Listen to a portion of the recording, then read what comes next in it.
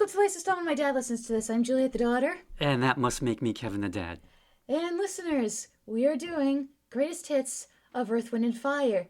You might be seeing the thumbnail of this video and going, who's that? Is that Kevin the dad? No, it's not. But we'll explain who it is in a minute. Anyway, Dad, what do we need to know?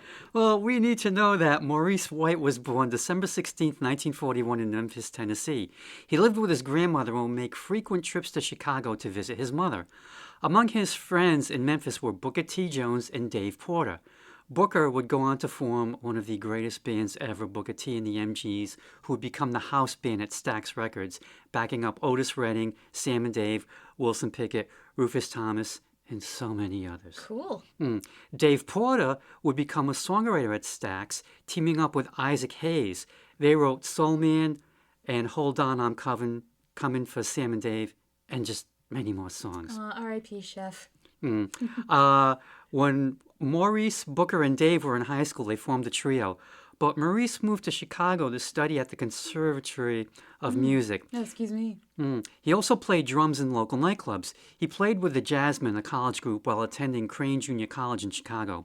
He then went on to become a studio musician at Chess Records, playing drums on tracks by Etta James, Junior Wells, and Chuck Berry. The biggest hit he played on, though, was Rescue Me by Fontella Bass, which went to number 1 on Billboard's Hot 100 in 1965. You didn't send me that. I did send you that. Oh, no, did I miss it? Yeah, I Crap. guess you missed it. I sent it as an email, which you always You ask. did? I did. Maybe I did listen to it. I don't remember because I listened to a bunch of the emails yesterday. Okay.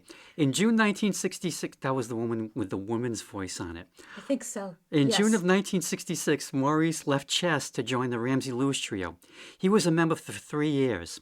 In 1969, Maurice joined friends Wade Flemons and Don Whitehead as a songwriting team. They wrote songs and commercials around the Chicago area. They got a contract with Capitol Records, called themselves the Salty Peppers, and got a modest hit with La La Time. I thought you were going to say the Saltines. That would have been weird. Their second single, Premium and the Saltines. That's a great band name. Anyway, their second single, Yeah, didn't do so well. Maurice moved to Los Angeles.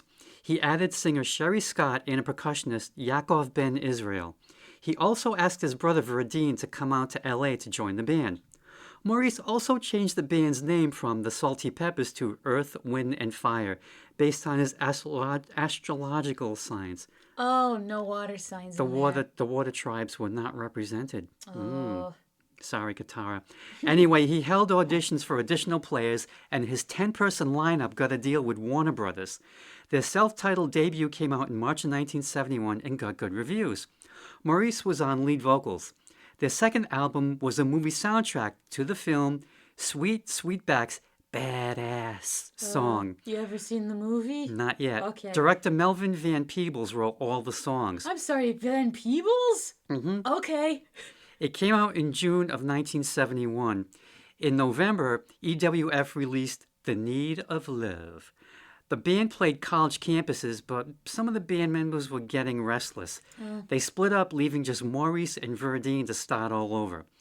This time there were 8 members. Among them would be mainstays Ralph Johnson, Larry Dunn, and Philip Bailey. Clive Davis, who was president of Columbia Records at the time, saw them perform at Rockefeller Center. He was so impressed he bought out the Warner Brothers contract. Wow. Their next album was Last Days and Times. Band members guitarist Ronald Bautista and flute and sax player Ronnie Laws left the group. Philip Bailey recommended a former classmate of his, Andrew Woodfolk, to replace Ronnie. 2 guitarists, Al McKay, and Johnny Graham, were added to replace Roland. Head to the Sky came out in May of 1973, followed by Open Our Eyes in February of 1974. Also in 74, vocalist Jessica Cleaves left. Maurice brought brother Freddie into the fold as a co-drummer. This iteration of Earth, Wind, and Fire would last until 1983. Open Our Eyes would be their first platinum record. They also got 2 top 40 hits, Mighty Mighty, which went to number 29, and Devotion, which went to number 33. In 1975, Earth, Wind, and Fire recorded the soundtrack for a film they were in called That's the Way of the World. Have you seen that movie? No. Okay. And not yet. I think it's kind of tough to find, but I'm sure it's probably on YouTube or someplace. Certain someone probably has it. In the movie, they were a band called, wait for it, Wind, Fire, and Earth. The group. Wow. Okay. Very generic. Yes. Probably because the band was already taken. Oh, yeah, that's fair. Anyway, the band saw a preview of the movie. Uh-oh. And they all thought, oh, this is just going to be a box office bomb. So what they did was they released the soundtrack to the movie in March, 3 months before the movie's premiere. That's kind of smart financially. That Yeah. we can rake some money in. Because That's the Way of the World went to #1 on Billboard's 200 Albums chart, as well as the magazine's Top Soul Albums chart. The single Shining Star went to #1 on the Hot 100 and Hot Soul Singles charts. They also became the first black act to top both Billboard album and singles charts. Wow. And Shining Star won a Grammy for Best R&B Performance by a duo or group with vocals. A second single, the title track, went to #12 on the Hot 100. This success allowed the band to create their own horn section, the Phoenix Horns. And yes, they spelled Phoenix Phenix, just like the street in Cranston, which yeah. you look at it and you think Phoenix, but Nope. no. Well, that's how the GPS pronounces it. They say Phoenix because there's no O. You need the O. Yeah. The Phoenix Horns would also play with Phil Collins in Genesis, especially on the latter's song Paper Late, Which I loved. and that's my go-to air trumpet song. I get why. I think I play air trumpet left-handed, but I'm not sure. Oh, like how I do air guitar left-handed. Yeah, it's more comfortable that way. Same. Anyway, next album was Gratitude, a mix of live and studio songs that came out in November of '75. The double album hit #1 on Billboard's 200 Albums chart and stayed in the top spot for 3 weeks. The single Sing a Song went to #5. Aw. Spirit came out in October of 1976, containing the hits Getaway and Saturday Night. The album itself went to #2. EWF were using lasers, magic, levitating guitarists, and a flying pyramid on their Wow. stage show. Yeah, I heard they had one on their tour where it was like a spaceship landed on stage too. Huh. Yeah. You're not mixing that up with ELO, are you? No. Or Parliament Funkadelic, because they were big on the spaceship. No, I heard someone say that they saw Earth, Wind, and Fire on tour and there was like a spaceship landed on stage. Not sure if that was when they were in Tokyo or Bangkok or something. Oh, okay. Now get this. Magicians Doug Henning and David Copperfield worked on the Earth, Wind, and Fire Doug tours. Henning of the infamous Merlin musical flop? That's the man. Oh my god. Yep. Nathan Lane said he was, to sidetrack, he was a true triple threat on Broadway because he couldn't act, he couldn't sing, and he couldn't dance. But he never referred to his magic tricks as magic tricks, he referred to them as illusions. But apparently he was very nice. Oh, okay. Anyway. Sorry. That's okay. I couldn't believe it. It's like you got the unexpected musical theater lore because I heard that name and went, oh no. Uh-huh. That's the guy. Anyway. All in All came out in November of 1977. The album won a Grammy as well for the instrumental track Runnin'. And then Trablish? God God damn it. kind of, sort of. What do you mean kind of, sort of? Well, it's 1978 and Earth, Wind, and Fire finds themselves in a movie called Sgt. Pepper's Lonely Hearts Club Band. But I've heard, like, the covers in that movie are decent. But it's also one of the worst films ever made. Alice Cooper was in it, and he said something along the lines of, like, we totally disrespected the Beatles making this movie. He felt so bad about it. But on the other hand, Alice and George Burns became really good friends because George Burns played Mr. Kite in the movie. See, it just goes to show, even through bad experiences, you trauma bond and you find friends for life. Yeah. However, EWF managed to turn chicken shit into chicken salad with their cover of Got to Get You Into My Life. Which is so good. We'll get to that when we get there. It won a Grammy for Best Instrumental Arrangement Accompanying Vocalists. And just as an aside, I wonder if you get a Grammy that they have to put these titles on the Grammy. That's and if some there's small enough room. font. That Yeah. is. They'll come up with a Grammy for anything. We're kind of anti-Grammy in this house, I think it's fair to say. Yeah. Yeah, with how they've become. Anyway. Also in 1978, they released The Best of Earth, Wind, and Fire, Volume 1. And it contained a new song, September, which went to #9. I Am came out in 1979. The hits were Boogie Wonderland and After the Love Is Gone, which won EWF another Grammy. Faces came out in 1980. No top 40 singles, though the album did go to #10. Raise! Came out in 1981. The single Let's Groove hit #3. The song Wanna Be With You won EWF yet another Grammy. Power Light and Electric Universe both came out in 1983, but in 1984, Maurice put EWF on a 3-year hiatus because he just thought we need a break and let's do other stuff. Yeah, that's fair. So he spent the time producing artists such as Barbara Streisand Oh, and, yeah, I forgot about that in her book. Yeah, and Neil Diamond. that's a jump, stylistically. And he put out a solo album as well. Philip Bailey put out Chinese Wall in 1984 and got a #2 hit with Easy Lover, a duet with Phil Collins, a combination Mother Nature surely never intended. Did it work, though? Yeah, it did. It kind of did. You ever get a chance, watch the video, because the video is the making of the video. Oh, yeah, Phil Collins' music videos are really interesting. His and Peter Gabriel's. EWF reconvened in 1987 with a bit of a tweaked lineup. They still put out albums and kept touring. In 1996, Maurice stopped touring regularly with the band. He just wanted the rest from the road. And in 1999, he was diagnosed with Parkinson's disease. Oh, no.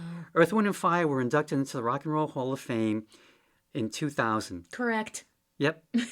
Their final... No, I'm saying it was correct for them to be in there. Okay. Yeah. I'm like, that was the correct choice for them to get inducted. Oh, okay. Yep. Their final album, Holiday, which was a Christmas album, came out in 2014. Is that any good? Haven't heard it. I had no idea that they put out a Christmas album. Certain someone probably has it. It probably does. Yeah. They received a Grammy Lifetime Achievement Award on February 15th, 2016. That is also a correct choice. But Maurice had died 11 days prior on the 4th shit. from the effects of Parkinson's. Oh. His autobiography came out in September 2016, and the band received the Kennedy Center honor in 2019, and they still tour to this day. Yep. And according to a certain someone, he thinks they'll be touring the end of this year. They might be coming to the AMP, formerly the Dunk, formerly the Civic Center. If a certain someone has a ticket, could I please go? But he thinks that Verdine might not be touring due to health issues, but okay. that's kind of up in the air. Now, as for me, you're probably wondering, how did I become aware of EWF? And who is this certain someone? Two words, Uncle Joey. Yep. Yep. He had their records when we were kids, so I heard them a lot. How did he find them? Do you know? Or just listening on the radio or I don't something? know. Maybe, Okay. maybe just listening on the radio and something clicked. Mm-hmm. Okay, so I heard them a lot.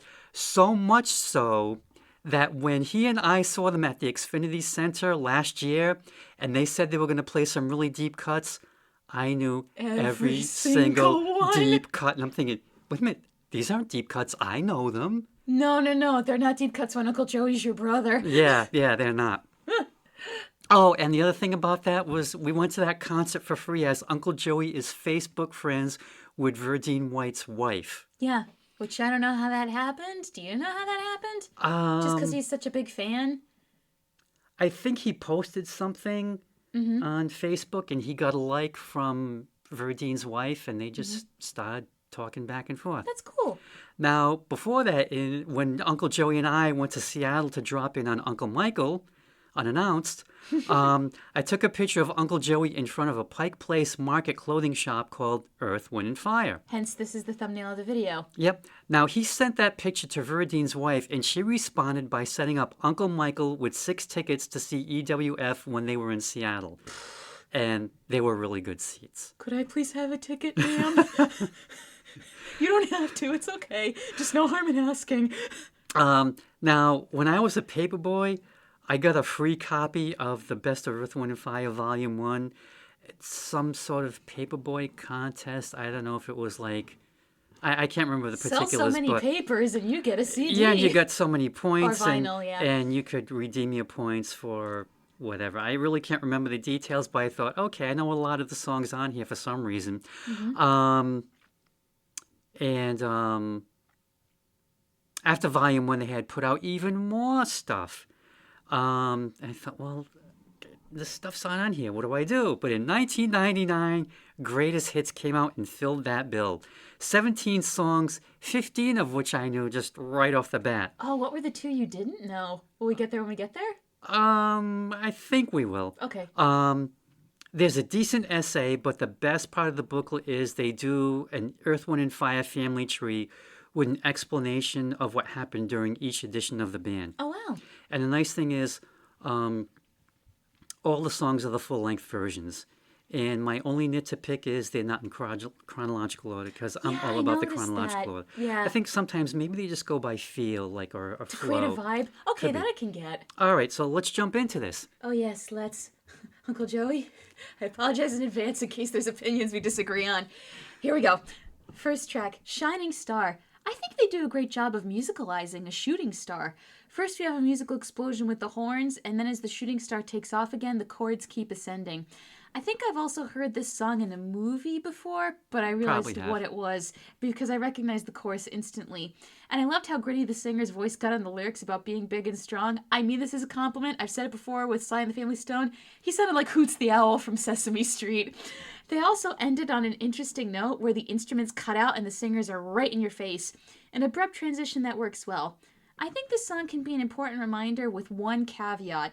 If you can dream it, you can do it. But don't confuse dreaming with actually getting the work done to make your dream come true.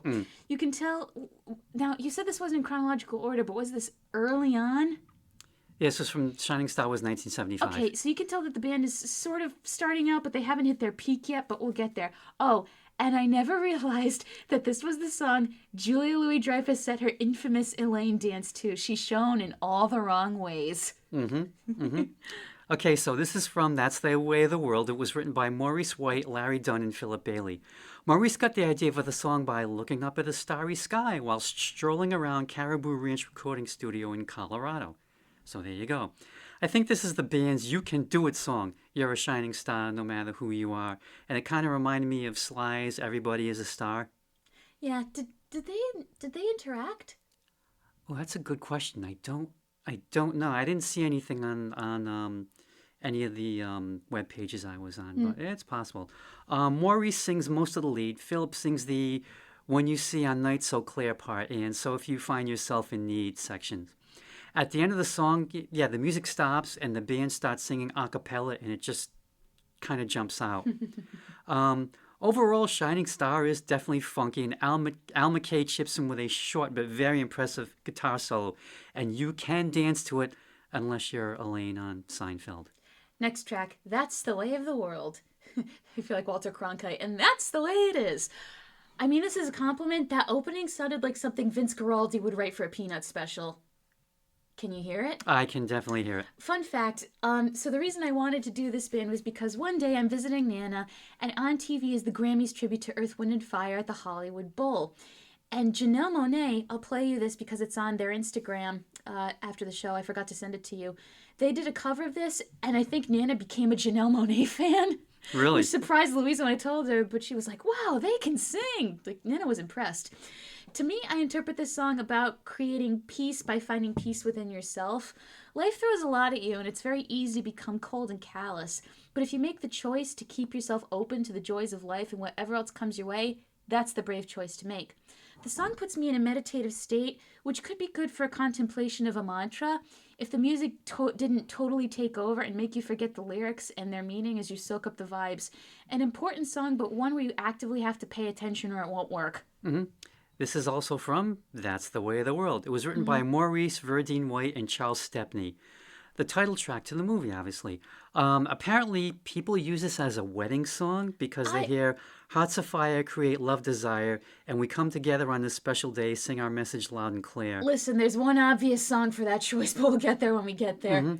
But to me, it seems more about the world being in a different place. Like they have the lines about child is born with a heart of gold, way of the world makes his heart grow cold. But Maurice and Philip also sing to stay young at heart, even though the world seems cold. Like, you know, don't let the bastards get you down kind of thing. And you used the word, but I'm going to use it again. But I think you could call this a funky meditation on life. Yeah, I agree. And I read online how That's the Way of the World is bossa nova influenced soul, which caused me to go back and listen to it even more. And I thought, if it's bossa nova, it's a really slowed down version. You get that more with Janelle Monáe's rendition, I would say. Okay. Next track, September, the big one. Every 21st of September, or 22nd, because it's about the morning remembering after. the 21st night of September, people play this for Earth, Wind & Fire Day. Literally, as of recording, we are in mid-October, and most of the comments on the music video were from a few weeks ago saying, see you next year! Unless you're a theater nerd and you watch Little Shop of Horrors instead, because the prologue states that on the 21st of September, that's when Audrey 2 touched down on Earth. Oh, okay. So some people celebrate both. What can be said about this song that hasn't been said before? It's a classic. To me, those opening horns radiate happiness. I think the reason this song connects with people is because the clouds are gone and love is here to stay, not to mention the catchy ba-de-yas. You don't have to remember words so much as joyous noises. However, I always thought they were singing "Someday You'll Remember" instead of "Say Do You Remember." So you learn some things by doing this show. And this song also deserves every single one of its, I kid you not, 841 million YouTube views. It's a great time and uplifting. Also, go listen to the medley of this song in Crazy Train by Ozzy Osbourne. You won't believe your ears, but it works. And side note, I went to the No Kings protest yesterday, and there was this shirt that said, "If we give you Trump, can we get Ozzy back?" Oh, jeez. R.I.P. Ozzy. Oh, boy. Anyway. This is from the Best of Earth, Wind & Fire, Volume 1. It was written by Maurice, Al McKay, and Allie Willis. Allie was bothered by the ba-de-ya Maurice had written. She asked him, "What the fuck does that mean?" It's just a catchy noise. It's like scatting. And his answer was, "Who the fuck cares?" Yeah. And Allie said she learned right then and there, never let the lyric get in the way of the groove, because even if people don't know the words to this song, that's the part of the song everyone knows. Yeah, it's their version of scatting. That's how I interpret it. Now, as for the date, Maurice said he picked it because of how it sounded when sung. But in 2019, his wife Marilyn said September 21st was the expected birth date of their son, Cabran. Aww. When she first heard the song, she said to Maurice, "Oh my God, you remembered." And he looked and said, "Oh yeah, sure. Of course I did. Yeah." I love you, sweetie. Yeah. Originally September, went to number 8 on Billboard's Hot 100 chart. Which is insane to think of now because of how it's so cemented in the cultural zeitgeist. Yeah, because then the interwebs happened. Yeah, then the internet happened. And then the song became a meme and got a second life to the point that that special that you saw on CBS was broadcast on the 21st of September. Very good. Now, in September of 2018, no, wait a minute. I can't read. In 2018, September was inducted into the Library of Congress's National Recording Registry, but I like to think they also did that on September 21st. As they should. And as you pointed out on YouTube, there is an unbelievable EWF Ozzy Osbourne mashup of September and Crazy Chain. By DJ Cumberbund, not Bill McClintock. Yep, that's how I kind of got into the whole mix thing. I don't know how I came across this, but like, oh my God, this is so insane. It really, really works. Highly recommended. But that's how it goes. And I can just imagine Ozzy when he was live saying, "Sharon! When did I collaborate with Earth, Wind, and Fire?" But the songwriter commented on the video saying, "I wrote September and I love this." Yep. Yep. Next track, Can't Hide Love. That opening sounded like a game show theme song and or like the music that plays before you start a race in Mario Kart. Loud, brash, and cheerfully in your face. I think that's why this song might not be as popular, because it throws the vibe for me.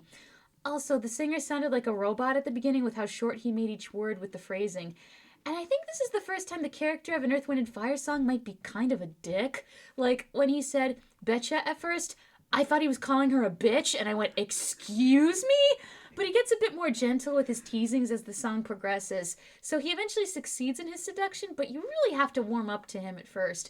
A song that doesn't work for me because it didn't match the vibe I've come to expect from the band. This is from Gratitude, and originally it was titled You Can't Hide Love, written by Skip Scarborough and recorded by Creative Source in 1973, which sounds like a bad computer store name. EWF's version came out in 1976, and I kind of look at it as he knows she wants him even though she denies it, and he calls her out on it because you can't hide love or lust or whatever you want to call it. Definitely a slow jam. The last minute and 20 seconds of the song is Philip Bailey singing "Oh" a lot, and I think that's the part of the song where many babies were made. Next track, Got to Get You Into My Life. This was the song that made me want to do the Earth, Wind, and Fire episode, because as I said, I was over at Nana's, she had the Grammy tribute on TV, and they started singing this, and I didn't think it was a cover of the Beatles right away, because it didn't sound like it with the opening horns, and how they repeated the title over and over in a different way than Paul McCartney did. I thought to myself, well, lots of songs can have the same title, probably coincidence. Then I heard the verses kick in and immediately realized I was wrong. Here's the thing, and you know what? Come at me, I don't care. I like this better than the Beatles. That's fine. Because of how fresh and new it sounded to my ears. Not just because of how they sang the title or the horns, but also because of how sweet that guitar solo was too. And also with this rendition, we don't have the context of Paul McCartney making this a tribute to weed. It sounds like a sensual love song you can dance to. You can dance to the original, but the weed context ruins it for me. So to remain in ignorant bliss, I'll pick this one every time. Okay. This is from, obviously, Sgt. Pepper's Lonely Hearts Club Band Yeah. soundtrack. Credited to Lennon and McCartney, but really just written by Paul from their album Revolver. Yes, his ode to marijuana. Now get this. It was released as a single in 1976 from a Capitol compilation album called Rock and Roll Music. It was 2 albums, and I think it had 28 songs. Now the thing was, the packaging pissed off the Beatles. Why? Because Capitol used all these 1950s images around the band, making them look like that they came out in the 1950s, which they didn't. If you ever get a chance, look at the album cover, and it just becomes so obvious. This is like when Capitol would just pull out these, how can we make more money, even though they broke up? So they had one called Love Songs, which I think was also 2 records, and just whatever configuration they could come up with. To make a buck. Yeah, before CDs came along and Parlophone came along and Apple and said, okay. Okay, none of this. Yeah, none of this, right, stop it. Anyway, Got to Get You Into My Life went to number 7 on Billboard's Hot 100 singles chart. Did the Beatles say in anything about this 1976. cover when it came out? About Earth, Wind & Fire's? Yeah. That I don't know. Earth, Wind & Fire's version came out July of 1978 and went to number 9. Number 9. Number nine. It starts off with a horn fanfare, then finger snaps with the guy singing the title over and over, which is maybe what you heard.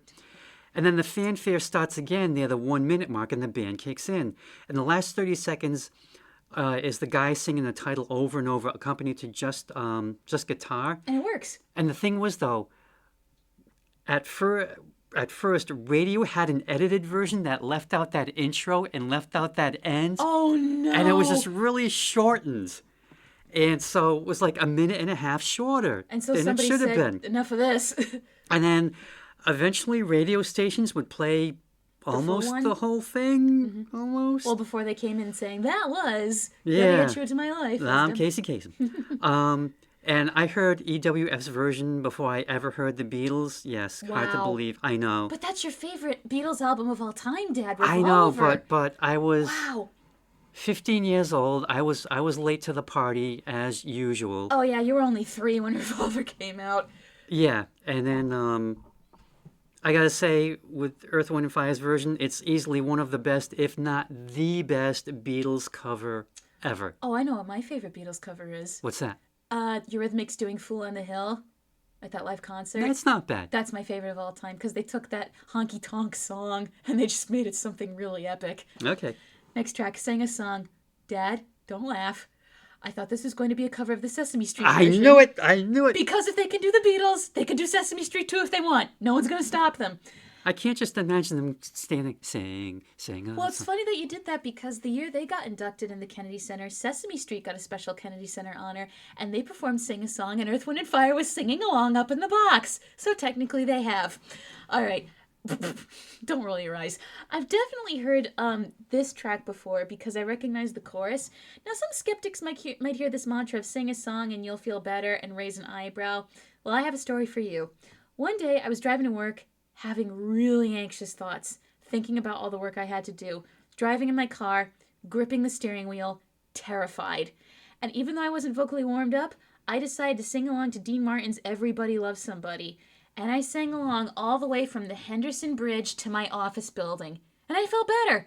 Mentally, I always feel better when I sing first thing in the morning because I did something creative for myself as a release. So give it a try next time you have anxious thoughts that need release. But in terms of songs about singing songs that make you feel better, Sesame Street supremacy all the way.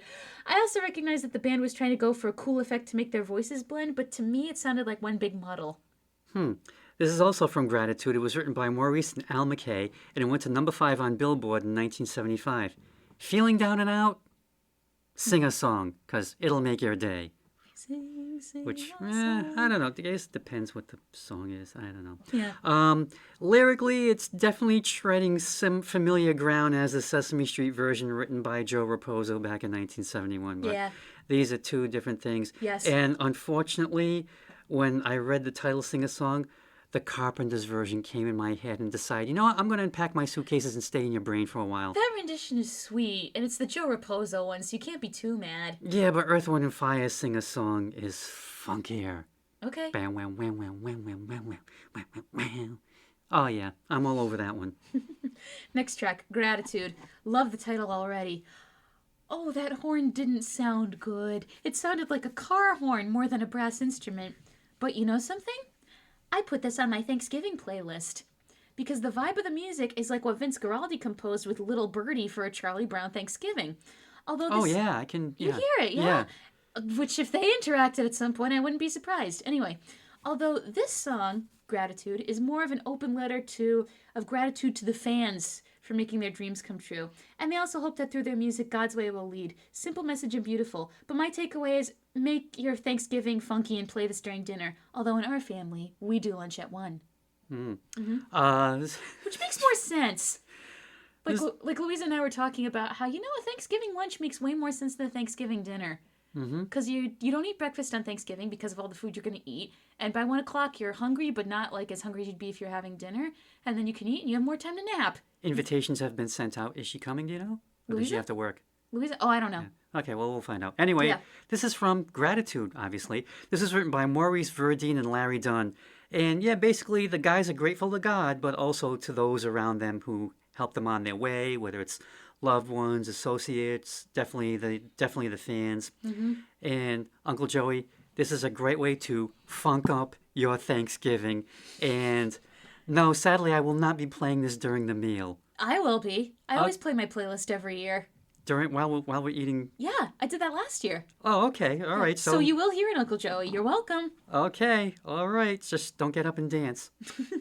Next track, Serpentine Fire. Oh, hell yeah, I love that opening. What? Tine or teen? Serpentine. I've heard both. I've never heard serpentine, but I'll allow it. Well, I got that from this movie with Peter Falk and Alan Arkin, where they're trying to dodge some bullets. Oh, the in-laws. Yeah, which I haven't seen, but I Oh, know and they're about. trying to do the serpentine pattern so they don't get shot at. Yeah. Yes. I've heard about that from Brene Brown, but I haven't seen the movie yet. Only It's that hilarious. clip. I think I'll check it out at some point. Okay. Once I realized this song was also connected to yoga, I vibed with it even more. For people who don't know, hear me out. Kundalini, which I sometimes practice, is a type of yoga that focuses on activating and balancing energy at the base of the spine. I highly recommend it. Did it yesterday, and my spine felt great. They ask you to visualize the spine as a serpent. Secretions from the spine can be stimulated, travel from the spine to the sex glands to the brain. Meaning, yoga can create pleasure in the body in more ways than one. Oh. And in conclusion, asking someone if they want to experience the serpentine fire with you might be the most creative pickup line I've ever heard, and I kind of dig it for its originality. Is that a snake in your pocket, or are you just glad to see me? A song about getting into bed done in a unique way. Or if you're like that guy from, you remember how you told me about that guy who passed out on the disco floor with the shitties in the pants pocket? Yeah. Don't take off my pants. Don't take off my pants. Let's take off his pants. Oh, no. Yep. Anyway.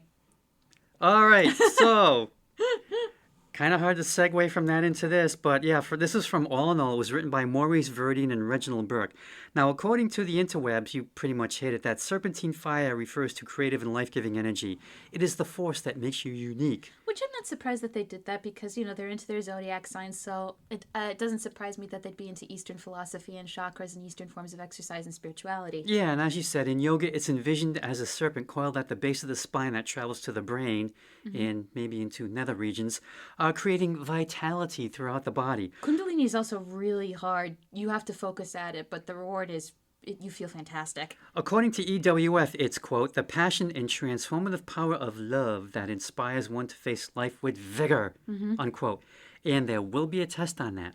Now, according to Philip Bailey, whose stock just skyrocketed when I read this, he had no idea what he was singing about. He just said, you know what? Maurice wrote this. I sing it. It's a paycheck. Yeah, that's all there is to it. And the thing is, like, this is a really percussive song. You know, Verdine, he's thumb-slapping the bass. Uncle Joey will let me know if that's the correct term. Even the horns are punchy.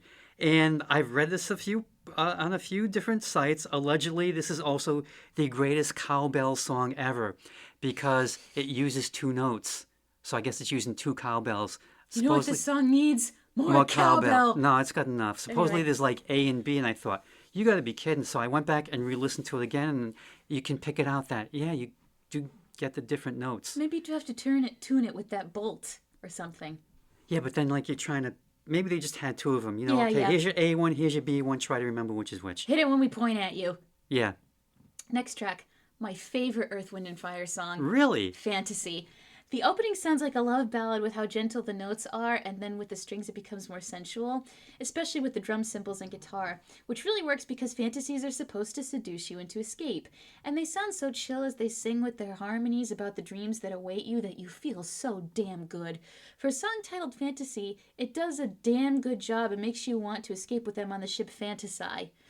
Could be a vacation escape, or you could be transported into another dimension. Fantasy Island. Hi, Ricardo. Whatever it is, you'll be floating away in a cloud of happiness. And I'm also biased because this song fits perfectly in my range and I love to sing it. Such a beautiful song. And also, Google Cynthia Erivo's rendition for when Earth, Wind, and Fire got inducted when she sang this and Reasons. Beautiful. Okay, this is from All in All. It was written by Maurice Verdine and Eddie Del Barrio. Now, per Wikipedia, it took 3 months to compose and was only finally finished after Maurice saw and was inspired by the movie Close Encounters of the Third Kind. Oh, yeah. Ooh, you know the 5-note sequence John Williams wrote for that? Mm-hmm. Did those notes appear in this song? I don't think so. I'd have to Okay. go back and re-listen to it. It's possible. When you fantasize, all your dreams come true right away. You can bring your mind to everlasting liberty. Your soul is ecstasy, and you can say you're free. Unlike real life where none of that ever happens. I'm just here to bring everyone down. Thanks, Dad. You're welcome. While the lyrics can induce eye rolling in me, the funky music definitely makes up for it. It gets you. It gets me Ha right there. Yeah, as long as I ignore the words. Next track, Kalimba Story. That bass solo sounded very reminiscent of Another One Bites the Dust. Yeah, but this came out in really early. Like, I think 73. Uh-oh, is that where Deacon got it from? No, he got it from Chic, who may have gotten it from here. A kalimba is a westernized version of, I'm probably going to mispronounce this, mbira, a wooden board with metal tines. Marimba? Oh, I might have misspelled it, sorry. If you Google it, you've probably seen this instrument before, and they play it very softly in the background of the song. Guy sees a kalimba in a store one day and wants to use it to make music everyone will love. You could also interpret this as someone connecting with their African roots, especially since the lead singer is black, so it could take on a deeper meaning if his family is from the African continent originally. It's a written ode to an instrument, which I don't think I've heard before. If you want to count Rubber Ducky, but Rubber Ducky's not an instrument, even though he squeaks. But before I do, I like how the kalimba sounds as they play it. It's always an instrument used in common compilations, and for Avatar The Last Airbender fans, it's played frequently during the end credits. But of course, because it's Earth, Wind, and Fire, they make it funky. I think funky kalimba was my favorite part of the song, but it doesn't do anything for me because this instrument isn't my particular hyperfixation. So this is from Open Our Eyes, which is the earliest album on here. This is before That's the Way of the World. This is written by Maurice and Verdine, and a kalimba, it's also called an African thumb piano. It's very small, and this song definitely is autobiographical. Maurice saw a kalimba in the store, bought it, and thought it might make him play future music, which he mentions in the song. The kalimba opened the new doors for Maurice musically. He founded Kalimba Productions in 1976 and the Kalimba Music label in 1996. And there's a kalimba solo near the end, and all I could think was, this sounds like the world's coolest doorbell. I can hear it. Yeah. Next track, Mighty Mighty. Not the Mighty Ducks, Mighty Mighty. This is a good song to pump you up when you're feeling down, especially if other people are making you feel down. This is Earth, Wind, and Fire's version of saying we are all made of stardust, only in this one we're all made of the mighty sun, which makes a person feel big and important. Every time they sang the words, oh yeah, I was very impressed with their register. If you're down, this song will pick you right up. This is also from Open Our Eyes. It was written by Maurice and Verdine. It's a You Can Make It If You Try song. Not to Sly Stone there.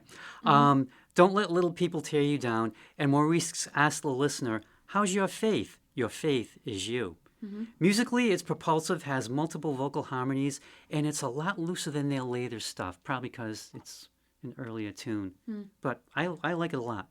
Next track, Reasons. I get why Mom loves this song. Dad has a theory that all women, this is their favorite Earth, Wind, and Fire song. But I'm gender fluid, so that doesn't apply. Now, to me, this is the band's version of Will You Still Love Me Tomorrow?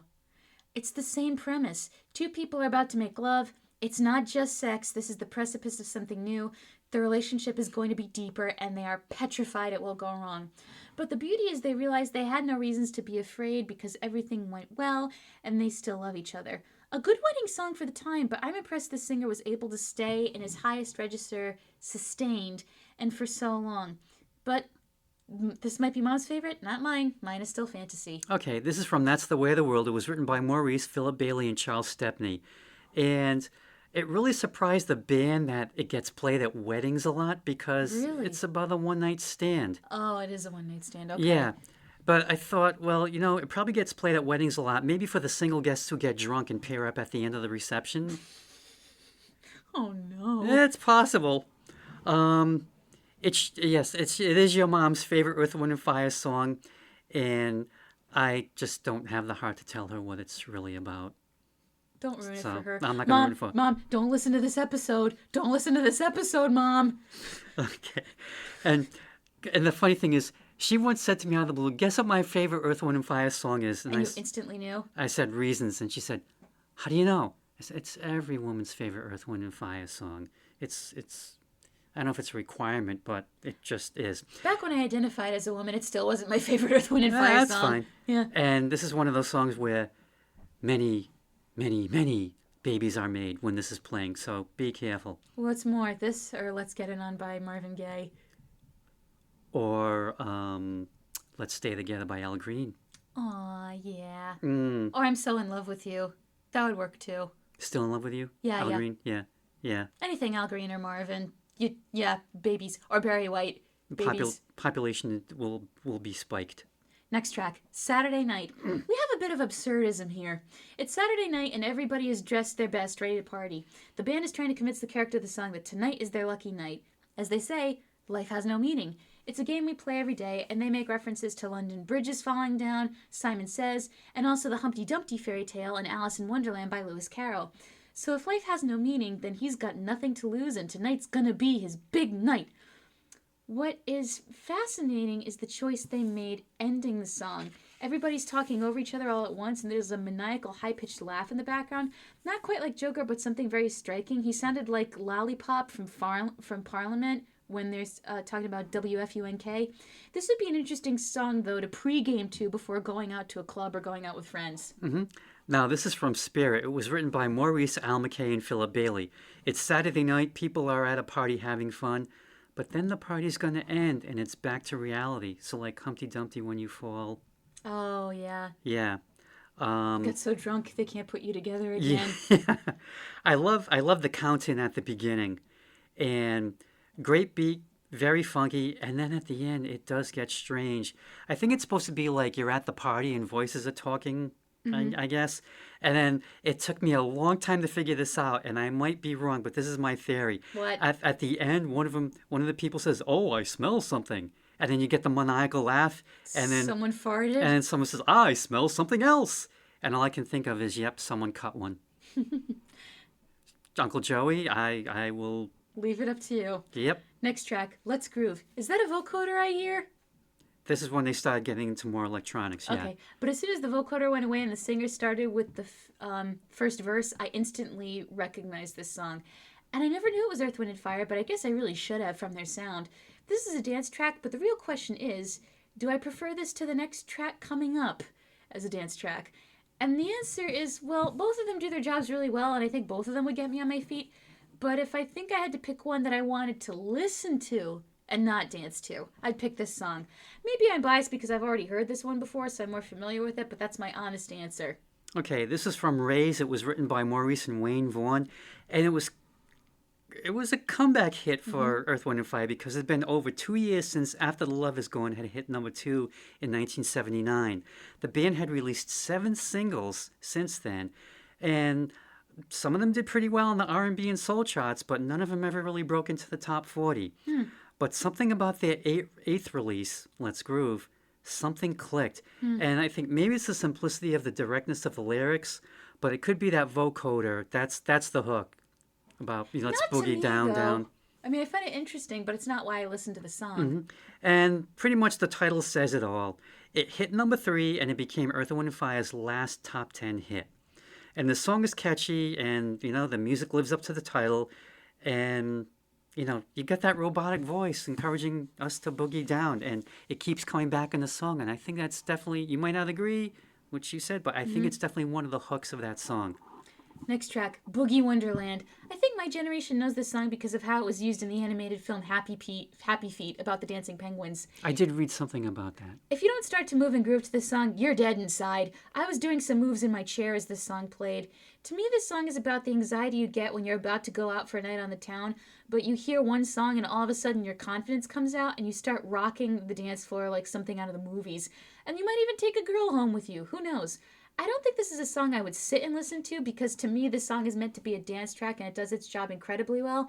And at the Kennedy Center Honors, the Jonas Brothers performed it. I honestly can't remember if it was good or not, but I don't go looking for that cover on the internet, so maybe that tells you how I feel about it. Okay, so this is Boogie Wonderland with the Emotions. This is from I Am. It was written by Allie Willis, who you probably remember from September, maybe not, and John Lind. Now, Allie said she was inspired by the 1977 movie Looking for Mr. Goodbar, starring the late, great Diane Keaton. Oh, rest in peace. And Diane plays a school teacher of deaf children, and she hits the singles clubs looking to escape from everyday life. Oh. And it doesn't end well. No. And I'll say no more. Why? Oh. I will say no more. God damn it. The song starts off after the Boogie Wonderland has closed. Quote, midnight creeps so slowly into the hearts of men who need more than they can get. Oh, so this is like when you need the after party after the after party? Well, this is kind of like the cold light of dawn. And you have to go back to reality. No, I refuse. Because daylight deals a bad hand to a woman who has laid too many bets. And then there's another bummer verse after that. But when they're in the Boogie Wonderland of the disco, they find romance and start to dance, and all the troubles are gone until it closes and you have to face reality once again. Reality. Yeah, and musically, it's definitely hard-charging dance music, and the Emotions, they definitely keep pace with Earth, Wind, and Fire. I sent you the song Best of My Love. Please tell me you heard that. Yes. Good, yeah. Maurice, along with Al McKay, had written that song for them, and Maurice also produced the song, and it went to #1 and won a Grammy for Best R&B Performance by a Duo or Group with Vocalish. Oh, come on. And this song is also what the kids today might call a sad banger. If you really don't listen to the lyrics, you're just like, Yeah, I guess I wasn't listening to the lyrics as much as I thought. Yeah. Oops. Next track, After the Love Has Gone. All I could think of from this title is The Love Has Gone from Muppet Christmas Carol. As soon as I heard the piano, I knew we were in for a sad ballad, not a sad banger. This is for someone who was once in a happy relationship and can't quite figure out what made it go wrong.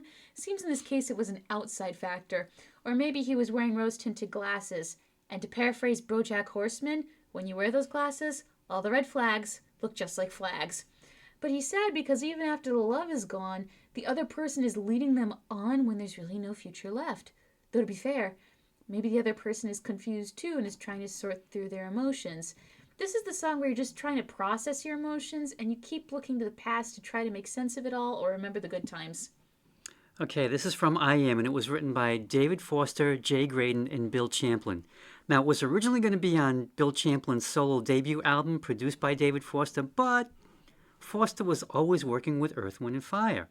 So he showed Maurice the song, who loved it and wanted to record it. So David Foster and Jay Graydon had to tell Bill Champlin, yeah, you know that song you wrote? Yeah, we're pulling it from the album. Wow. I thought you didn't like David Foster. I thought you didn't like David Foster. No, I still don't. and here's the thing. Bill Champlin was actually fine with that. Wow. Well, here's the thing. Earth, Wind, and Fire's version went to #2 on Billboard's Hot 100, being held from the #1 spot by the next My Sharona. So since that's a good song. So since Bill was one of the lyricists, Oh, big payday for him. money. So, Okay, can't complain. Yep. So the money made him feel better, possibly. Yeah, and this is definitely a classic relationship is over song. After the love is gone, how could you lead me on? What is there left? What's it all about, Alfie? Oh. Final track, Getaway. They sound like they're having fun on this getaway, but I don't know if it's the kind of getaway I'd want. What do I mean by that? What do you mean by that? Some people have different styles of music they use for escapism.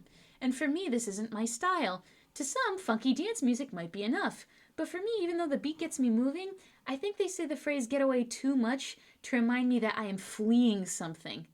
So if this music is your escapism, fine by me. I'm gonna go follow the masked man through the mirror instead. Well, I think you can also think of a getaway as like, oh, let's, weekend getaway, something True. like that. But not my type of getaway music. Okay, this is from Spirit and was written by Bernard Taylor and Peter Korabalenki. You say you can't find pleasure, people giving you pressure. Well, take Maurice by the hand and you'll leave this troubled land and get away. And I actually saw someone had compared this song to another Escape song, Up on the Roof. When this whole world's getting me down, you just go up on the roof, you look at the stars, you escape for a little while. You're kind of above it all physically and maybe mentally. I like Up on the Roof, though. Yeah. And musically, like the first 10 seconds of that song, just, it doesn't seem to have anything to do with the remaining 3 minutes and 45 seconds of that song. This is where I insert a shoulder shrug emoji. Anyway, it's a propulsive jam and it's like kind of frantic. Like there's a lot going on. Yeah. And I think the reason that you hear Getaway a lot is because it's the name of the song and that's the part that people remember. Overall, I think Earth, Wind & Fire is a band I'd love to see live. Everyone is just vibing and having a good time and we're all smiling and singing along happily. I think that's why this band exists, to bring people together. I'll still listen to them, though Fantasy in September mostly, but if I hear Let's Groove and Boogie Wonderland, I'll jam along. So in conclusion, I'd go to a concert and cherry pick songs I'd listen to for my own enjoyment. Yeah, overall, this is a solid collection of EWF's greatest hits, and you just cannot go wrong with this album, and highly, highly recommended. All right, as always, thank you for listening to Laces Down, and my dad listens to this, and technically my uncle listens to this too. Like, comment, subscribe, and all that jazz. The more you interact with the YouTube video, the greater chance we have of appearing on the YouTube homepage. If you're friends with my dad or family and you want to listen to an episode, let him know, and he'll email it right to your inbox. As always, thank you for listening to Laces Down. When my dad listens to this, we'll be back next time with another album to nitpick or gripe about. Dad, anything you want to say before we sign off? Yeah, Earth, Wind & Fire is probably not Katara's favorite band. As I said before, the Water Tribes are not represented, but I bet you Sokka and Momo groove to EWF whenever she's not around. And when she finds them, Oh, bloodbending. Yep. Bye.